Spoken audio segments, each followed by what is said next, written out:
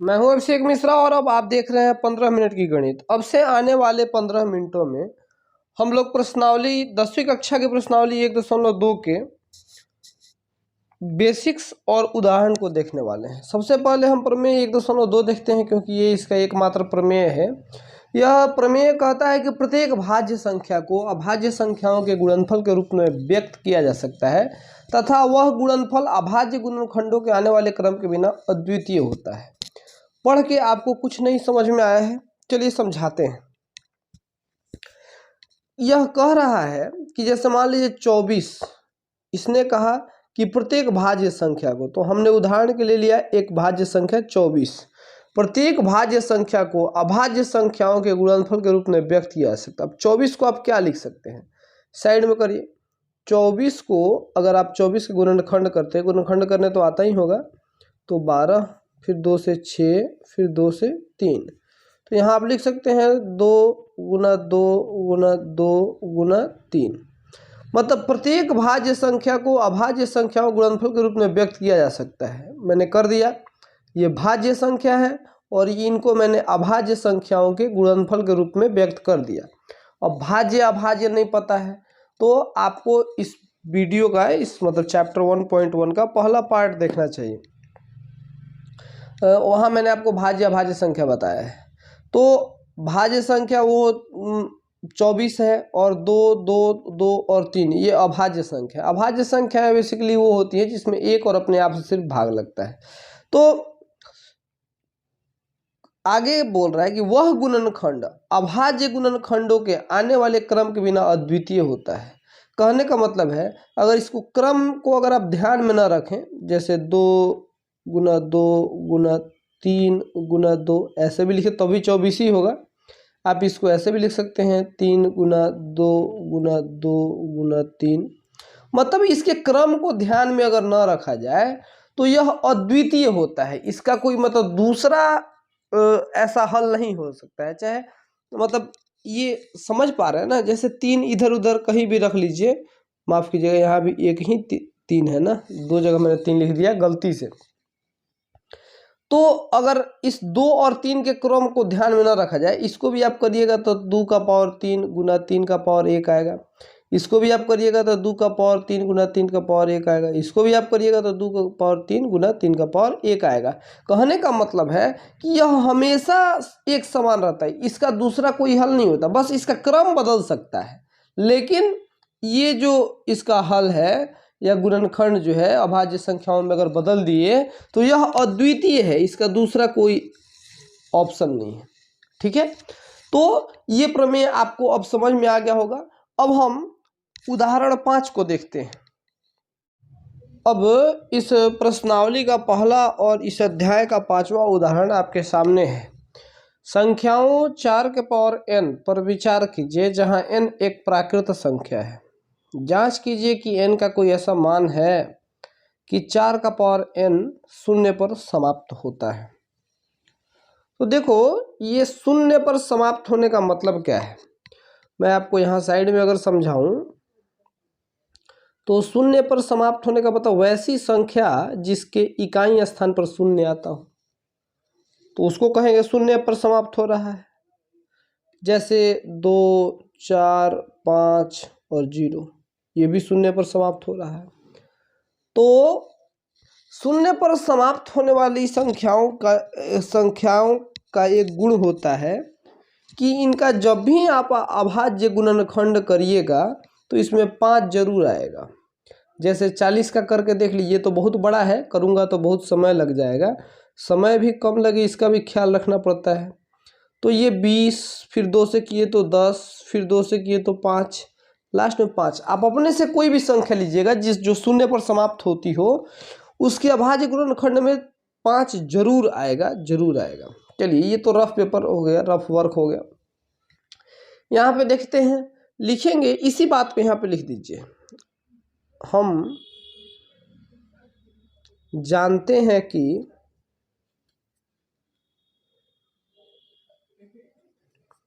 यदि कोई संख्या शून्य पर समाप्त हो तो उसके अभाज्य गुणनखंड में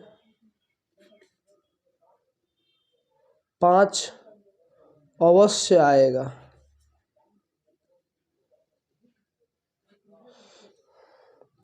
इसीलिए हम 4 के पावर n का अभाज्य गुणनखंड करिए। आप इसको अभाज्य गुणनखंड करके ज़्यादा से ज़्यादा ऐसे लिख सकते हैं 2 × 2 गुना n, तो सॉरी हाँ 2 × 2 गुना का पावर n। तो ये ज़्यादा से ज़्यादा आप लिख सकते हैं, लेकिन इसमें आपको 5 कहीं दिख रहा है नहीं, तो लिखिएगा लेकिन 4 के पावर n के अभाज्य गुणनखंड में 5 नहीं है, अतः यह 0 पर समाप्त नहीं होगी। समझ रहे हैं? ये आसान सा क्वेश्चन है, बस इसको आप इसी कंसेप्ट से समझिए और इसको ऐसे ही बनाइएगा, परीक्षा में आपको फुल मार्क्स मिल जाएंगे। उदाहरण 6 हमें कह रहा है कि 6 और 20 का अभाज्य गुणनखंड विधि से HCF और LCM ज्ञात करिए। तो मैं सबसे पहले आपको सिखा देता हूँ कि अभाज्य गुणनखंड विधि से, या फिर यहीं पे सीख लेंगे कि 6 और 20 का या किसी भी संख्या का गुणनखंड कैसे निकालते हैं। तो सबसे पहली बात कि आपको 6 मतलब अभाज्य गुणनखंड निकालने तो आता ही होगा। आप 6 को 2 गुना 3 लिख सकते हैं। उसी प्रकार 20 को आप 2 गुना 2 गुना 5 लिख सकते हैं, है ना। यानी कि इसको आप 2 का पावर 1 गुना 3 का पावर 1 लिख सकते हैं। इसको आप 2 का पावर 2 गुना 5 का पावर 1 लिख सकते हैं। तो अब LCM और HCF अभाज्य गुणनखंड तो इसका हो गया। तो LCM का सूत्र होता है, तो LCM सभी संख्याओं की बड़ी घात का गुणनफल। अब सभी संख्याएं क्या क्या है, एक तो 2 है, 5 है और 3 है। तो सभी संख्याओं को लिखिए 2 गुना 3 गुना 5 और बड़ी घात का गुणनफल। तो अब 2 का बड़ा घात क्या है, इसमें 2 का पावर 2 है, 2 का पावर 1 है तो 2 लेंगे। 3 का पावर 1 है एक ही जगह तो 1 ही लेंगे। 5 का पावर 1 है तो 1 ही लेंगे। मतलब दोनों में देखेंगे कि बड़ा पावर किसके पास है, जिसके पास बड़ा पावर रहेगा उसका गुना करेंगे। तो 2 का पावर 2 दूना 4 और 12 और 5 60। LCM हमारा हो गया 60। अब HCF की बात करें, उभयनिष्ठ संख्या है। उभयनिष्ठ संख्या किसे कहते हैं, जो दोनों में हो, यानी कि जो इसमें भी हो और उसमें भी हो। तो 2 है तो 2 उभयनिष्ठ संख्या है कि छोटी घात का गुणनफल। तो छोटी घात क्या है, इधर पावर 2 है और पावर 1 है तो पावर 1 लेंगे, तो यानी कि HCF हमारा 2 ही हो जाएगा। तो इस प्रकार LCM HCF निकालने की विधि भी आप सीख गए और उदाहरण 6 भी। उदाहरण 7 की अगर बात की जाए तो वही प्रश्न है, अभाज्य गुणनखंड विधि द्वारा 96 और 404 का HCF ज्ञात करना है, सिर्फ HCF ज्ञात करना है। तो सबसे पहले आपको लिखना क्या होगा कि 96, पहला स्टेप तो यही ना कि आप अभाज्य गुणनखंड ज्ञात करिए। तो 96 का अभाज्य गुणनखंड यहाँ निकाल लेते हैं। 96 का 2 से करेंगे तो 48 आएगा, फिर 2 से करेंगे 24 आएगा, फिर 2 से करेंगे 12 आएगा, फिर 2 से करेंगे 6 आएगा, फिर 2 से करेंगे 3 आएगा। 1 2 3 4 मतलब 2 गुना 2 गुना 2, 5 बार 2 आया है और लास्ट में 3 आ गया है। यानी कि हम 2 का पावर 5 और गुना 3 का पावर 1 लिख सकते हैं। उसी प्रकार 404 को देखिए क्या कर सकते हैं। 404 का कीजिए तो 2 से करेंगे तो 2 दूना 4, 0 2 दूना 4, फिर 101 आ गया। अब 101 के लिए क्या कर सकते हैं, 101 के लिए कुछ नहीं कर सकते हैं, बस 101 किसी चीज़ से थोड़ी ना कटेगा। तो यहाँ लिख दीजिए 2 गुना 2 गुना 101, यानी कि आप लिख सकते 2 का पावर 2 गुना 101 का पावर 1। अब यहाँ देखो HCF बराबर हमने क्या लिखा था, उभयनिष्ठ संख्याओं के छोटी घातों का गुणनफल। लिख लीजिए उभयनिष्ठ संख्याओं की छोटी घातों का गुणनफल, घातों का गुणा या गुणनफल आप पूरा लिख लीजिएगा, गुणनफल लिखिएगा। तो उभयनिष्ठ क्या है, यहाँ 2 है और 2 है, 3 तो उभयनिष्ठ है नहीं, ना ही 101 है, तो 2 है, सिर्फ 2 है। छोटी घात क्या है 5 या 2, तो 2 छोटी घात है, तो 2 का पावर 2 यानी कि 4। HCF कितना हो जाएगा 4 हो जाएगा। समझ में आया होगा।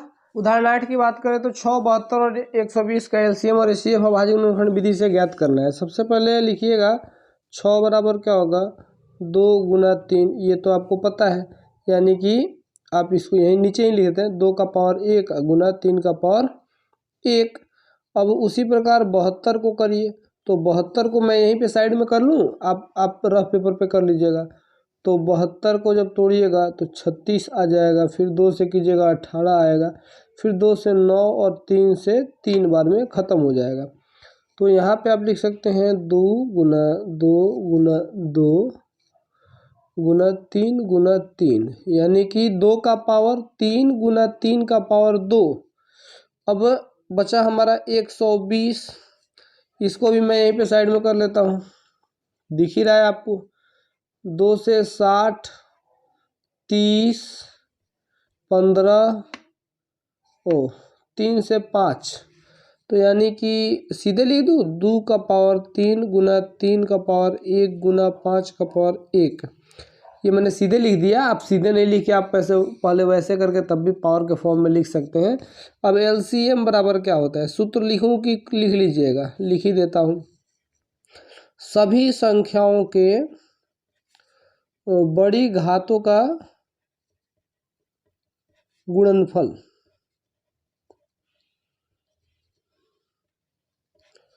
और HCF बराबर क्या होता है, इसका भी सूत्र लिख देता हूँ।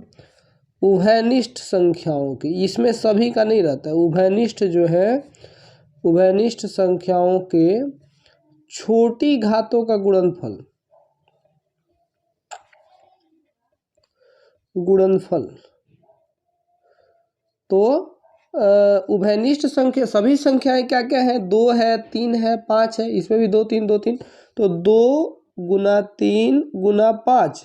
अब बड़ी घात इसमें 2 का पावर 3, 2 का पावर 3 और 2 का पावर 1, तो 2 का पावर 3 बड़ा है, 3 का पावर 1, 3 का पावर 2, 3 का पावर 1, तो 3 का पावर 2 सबसे बड़ा है, और 5 तो एक ही जगह है तो एक ही रहेगा।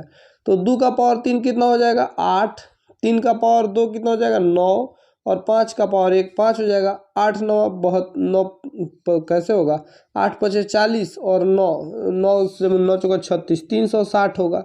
तो हमारा LCM हो गया कितना 360। HCF ज्ञात करते हैं। उभयनिष्ठ संख्या माने जो तीनों में हो, तो 2 है और 3 है, 2 है और 3 है, 2 है और 3 है, तो 2 तीनों में है और 3 तीनों में है कि छोटी घातों का गुणनफल। 2 का पावर 3, 2 का पावर 3 और 2 का पावर 1, तो 2 का पावर 1 लेंगे, और 3 का पावर 1 और 3 का पावर 2, 3 का पावर 1, तो 3 का पावर 1 लेंगे, छोटी घात लेना है ना हमें, तो 2 3 6, ये 6 हमारा HCF हो गया और 360 हमारा LCM हो गया। तो आज के इस वीडियो को बस यहीं पे रोकते हैं।